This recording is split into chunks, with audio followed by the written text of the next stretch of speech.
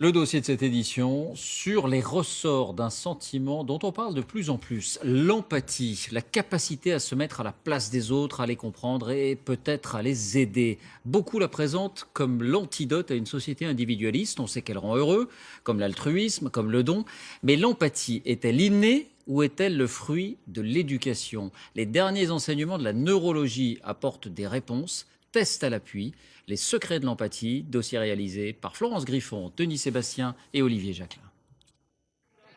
Avez-vous mal pour eux? Comme le public qui crie sa peur, êtes-vous terrifié par les blessures inévitables de ce skieur? Si oui, cela s'appelle de l'empathie, c'est-à-dire la capacité de se mettre à la place de l'autre, de comprendre ce qu'il ressent. Est-ce le propre de l'homme? Est-ce inné ou est-ce le résultat d'une éducation? À Leipzig, en Allemagne, des scientifiques testent des jeux avec les enfants pour répondre à ces questions. D'abord, ils veulent vérifier si un enfant, même très jeune, peut avoir de l'empathie. Ce petit garçon a 18 mois. J'aime tellement ce collier. À cet âge, est-il capable de se mettre à la place d'un autre? Je le prends. Dans cette expérience, celle qui s'est fait voler n'exprime aucune émotion.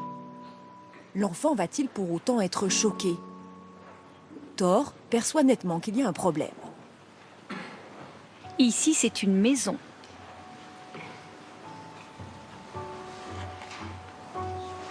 Je vais le déchirer. Là encore, l'enfant est sidéré. Il s'interroge sur l'absence de réaction de la scientifique. Il questionne du regard les deux chercheuses. Il sent qu'il n'aimerait pas qu'on lui fasse ça. Je crois que c'est pas bien ce qu'elle a fait. Je suis désolée. Même avec ses excuses, Thor est mal à l'aise. Pourtant, ce n'est pas lui qui a été volé. Puisqu'il ne peut pas dire ce qu'il pense, les scientifiques ont imaginé une autre expérience.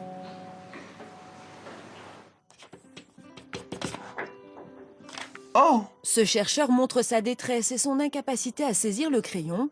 L'enfant l'aide spontanément, sans aucun ordre ni encouragement. Cette empathie semble innée. Oh, guck, fertig. Est-ce le propre de l'homme? Même expérience avec un chimpanzé.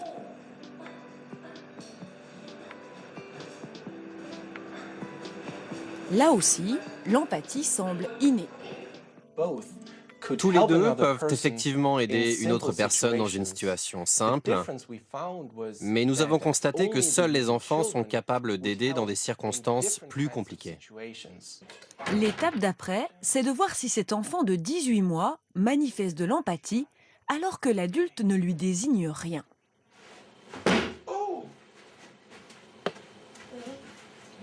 La réponse est oui. Or, un singe est incapable de faire ceci. Lui n'aurait pas l'idée d'ouvrir la porte, il n'a pas la capacité d'analyse propre à l'enfant. Mais qu'est-ce qui se passe dans notre cerveau lorsque nous ressentons de l'empathie? À Saint-Étienne, des neurologues planchent sur cette question. Roland Perron est le responsable de ces études. Il a demandé à son équipe de faire passer des IRM à des volontaires à qui l'on a montré des images évoquant des personnes en train de se blesser. Ils ont regardé quelles zones étaient activées dans le cerveau et ensuite ils ont comparé aux zones activées lorsque ces patients se blessent eux-mêmes. Selon qu'on souffre soi-même ou selon que le partenaire souffre, les régions recrutées dans le cerveau sont celles de la douleur, indiscutablement, et ce sont quasiment les mêmes régions. Que l'on souffre soi-même ou que l'on voit souffrir, c'est donc cette même région qui est impactée, celle de la douleur. Alors l'empathie ne serait-elle qu'un réflexe ou peut-on la développer? Retour à Leipzig. Pour voir si l'éducation a un rôle important, les chercheurs testent deux enfants de 2 ans et demi. L'un gagne 5 billes, l'autre une seule. Moi, j'en ai beaucoup. Moi, j'en ai qu'une. Julius est très triste, ce qui d'abord n'émeut pas Johan. Moi, j'en ai qu'une. Je t'en donnerai pas. Bon, je t'en donne une. T'en as 2, ok? On a fini. Ça lui a coûté un effort, fini. mais Johan a fait preuve d'empathie. Même expérience avec Auguste et Frédéric, 5 ans. Cette fois, ils ne se posent pas la question. Ils partagent apparemment naturellement. Entre ces deux âges, l'empathie a bien été renforcée par l'éducation.